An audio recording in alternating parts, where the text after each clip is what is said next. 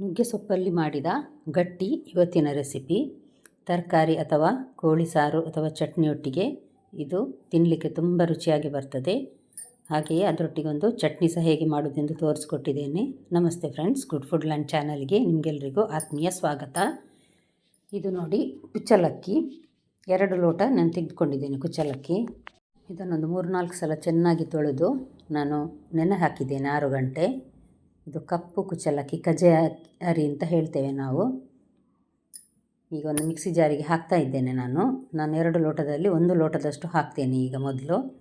ಅದರ ಜೊತೆ ನಾನೀಗ ಸಾಧಾರಣ ಒಂದು 2-2.5 ಕಪ್ಪಿನಷ್ಟು ತೆಂಗಿನ ತುರಿ, ಅಂದರೆ ಒಂದು ಅರ್ಧ ಭಾಗ ತೆಂಗಿನ ತುರಿ ತೆಗೆದುಕೊಂಡಿದ್ದೇನೆ.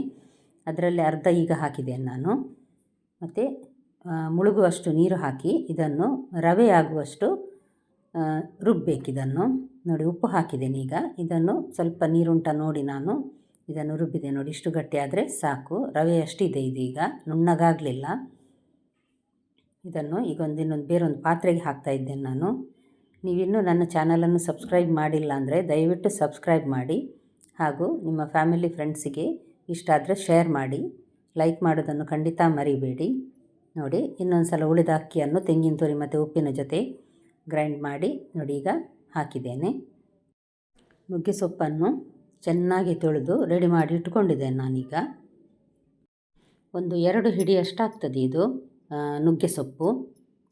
ಇದನ್ನೊಂದು ಸಲ ಈ ರೀತಿ ಮಿಕ್ಸ್ ಮಾಡುವ. ಹೀಗೆ ಇಡ್ಲಿ ಬೇಯಿಸುವ ಪಾತ್ರೆ ಇದು. ಇದನ್ನು ನಾನೀಗ ಬಿಸಿ ಆಗಲಿಕ್ಕೆ ಇಟ್ಟಿದ್ದೇನೆ. ನೋಡಿ, ಇದು ನುಗ್ಗೆ ಸೊಪ್ಪು ಸಾಧಾರಣ ಒಂದು 2 ಹಿಡಿಯಷ್ಟಿದೆ ಇದರಲ್ಲಿ. ಸಾಧಾರಣ 2 ಕಪ್ ಅಂತ ಹೇಳ್ಬೋದು. ಇದನ್ನು ಹಾಕಿ ಚೆನ್ನಾಗಿ ಒಂದು ಸಲ ಮಿಕ್ಸ್ ಮಾಡುವ. ಕಟ್ ಮಾಡೋದು ಏನು ಬೇಡ, ಇದನ್ನು ಹಾಗೆಯೇ ಮಿಕ್ಸ್ ಮಾಡುವ. ಇದಕ್ಕೆ ತರಕಾರಿಯ ಸಾರು ಅಥವಾ ಕೋಳಿ ಸಾರು, ಕುಚ್ಚಲಕ್ಕಿಯಲ್ಲಿ ಮಾಡೋದ್ರಿಂದ ತುಂಬ ರುಚಿಯಾಗಿ ಇರ್ತದೆ. ಇದು ಬೆಳ್ತಿಗೆ ಅಕ್ಕಿ ಅಲ್ಲ ನೋಡಿ. ಹಾಗಾಗಿ ನೋಡಿ, ಈ ರೀತಿ ಉಂಡೆ ಕಟ್ಟಿ ನಾನು ಬಾಳೆ ಎಲೆಯಲ್ಲಿ, ತುಂಬ ತೆಳುವಲ್ಲ, ಸ್ವಲ್ಪ ದಪ್ಪಗೆ ತಟ್ಟಿ ಎಲೆಯನ್ನು ಮಡಿಸಿದರೆ ಆಯಿತು.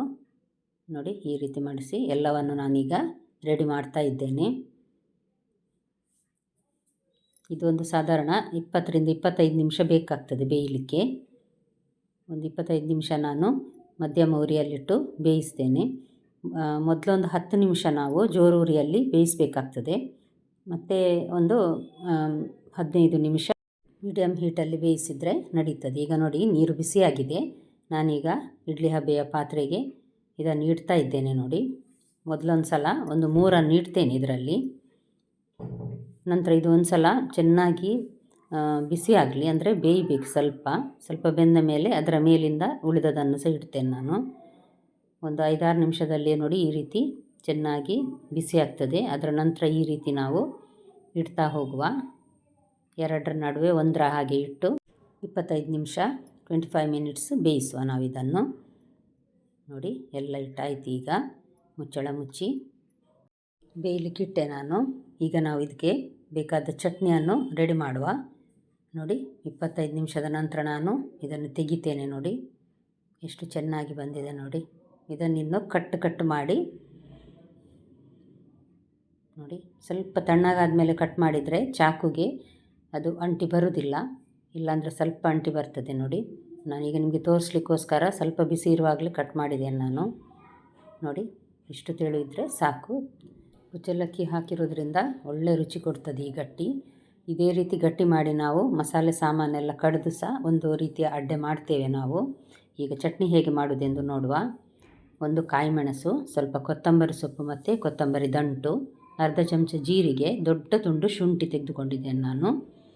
ಇದು ರೆಸ್ಟೋರೆಂಟ್ ಸ್ಟೈಲಲ್ಲಿ ಮಾಡುವ ಚಟ್ನಿ ಇದು. ಸಾಧಾರಣ 1-1.5 ಕಪ್ಪಿನಷ್ಟು ತೆಂಗಿನ ತುರಿ ಸಹ ತೆಗೆದುಕೊಂಡಿದ್ದೇನೆ ನಾನು. ಸ್ವಲ್ಪ ಹುಳಿ, ಸ್ವಲ್ಪ ಸಾಕು, ತುಂಬ ಬೇಡ. 1-1.5 ಕಪ್ಪಿನಷ್ಟು ತೆಂಗಿನ ತುರಿ, ಇಲ್ಲಿ ಫ್ರೆಶ್ ತೆಂಗಿನ ತುರಿ. ಒಂದು ಮುಳುಗುವಷ್ಟು ನೀರು ಹಾಕಿ ಇದನ್ನು ತರಿಯಾಗಿ ರುಬ್ಬಿ ಚಟ್ನಿ ಮಾಡುವ. ನೋಡಿ, ಉಪ್ಪು ಸಹ ಹಾಕಿದ್ದೇನೆ. ಮುಳುಗುವಷ್ಟು ನೀರು ಹಾಕಿ ಈಗ ಚಟ್ನಿ ಕಡಿದು ತಂದಿದ್ದೇನೆ ನೋಡಿ. ಇವಾಗ ಇದಕ್ಕೊಂದು ಒಗ್ಗರಣೆ ಹಾಕುವ. ಒಗ್ಗರಣೆಗೆ ಎಣ್ಣೆಗೆ ತೆಂಗಿನಕಾಯಿ ಎಣ್ಣೆಯನ್ನು ನಾನು 2 ಚಮಚ ತೆಗೆದುಕೊಂಡಿದ್ದೇನೆ. ಮತ್ತೊಂದು ಅರ್ಧ ಚಮಚ ಸಾಸಿವೆ, ಕರಿಬೇವು ಹಾಕಿ ಒಗ್ಗರಣೆ ಹಾಕಿದರೆ ರೆಡಿ ಆಯಿತು. ಇವತ್ತಿನ ರೆಸಿಪಿ ನಿಮಗೆ ತುಂಬ ಇಷ್ಟ ಆಗಿರ್ಬೋದು. ಧನ್ಯವಾದ.